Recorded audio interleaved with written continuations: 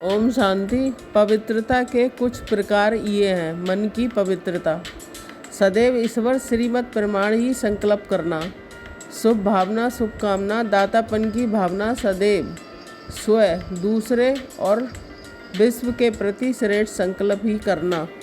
लाभ, पवित्र मन सदैव श्रेष्ठ और कल्याणकारी ही संकल्प करता है, जिससे प्योर वाइब्रेशन सारे विश्व में फैलती है, तो जो जीव जंतुओं और प्रकृति के लिए भी कल्याणकारी है। वही विकारी मन जो विकारों के बस होता है, उसमें नकारात्मक और अशुद्ध वाइब्रेशन विश्व की तमो प्रधानता की ओर भी बढ़ाते हैं। ग्लोबल वार्मिंग के मुख्य कारणों में हमारे मेंटल एनर्जी का दूषित होना भी है। हमारे विचारों से ही समाज का निर्माण होता है।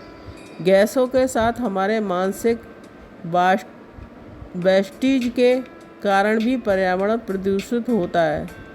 तन की पवित्रता, ब्रह्मचर्य का पालन करने से हमें शारीरिक, मानसिक, आध्यात्मिक लाभ होता है। हमारी बहुत सारी ऊर्जा बच जाती है, फलस्वरूप हमारी आयु लंबी होती है। ब्रह्मचर्य का पालन करने वाले मानव सदा निरोगी और स्वस्थ होते हैं। उन्हें हर जगह मान सम्मान और यश की प्राप्ति होती है।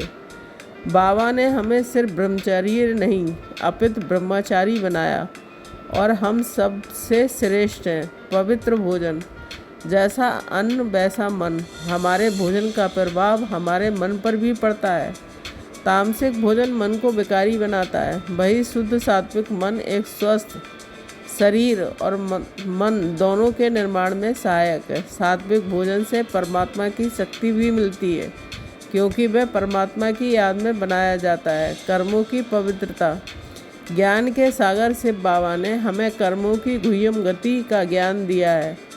हमें साथ ही साथ मास्टर त्रिकालदर्शी बन कर्म करने की प्रेरणा दी है। बाबा हमें सदैव अपने हर कर्म उनको समर्पित कर निमित्त भाव से कर्म करने को बोलते हैं, जिससे हम कर्मों के परिणाम स्वरूप प्रभाव से बच जाते हैं।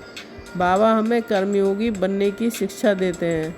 हमारे हर कर्म स्वयं और स्वयं के प्रति कल्याणकारी हैं, जिससे हमारा भविष्य उज्जवल बनता है। सत्कर्म से हमारे जमा का खाता बढ़ता है, और ईश्वर के सहयोगी बनकर हम अपना भाग श्रेष्ठ बना रहे हैं। बाबा हमें कर्मों में भी अहिंसा की सेवा करने देते हैं। किसी न किसी को दुख देना, दुख लेना, सदा दूसरों की सेवा कर दुआ का खाता बढ़ाना, और सबको परमात्मा के बताए मार्ग पर चलने की शिक्षा देना।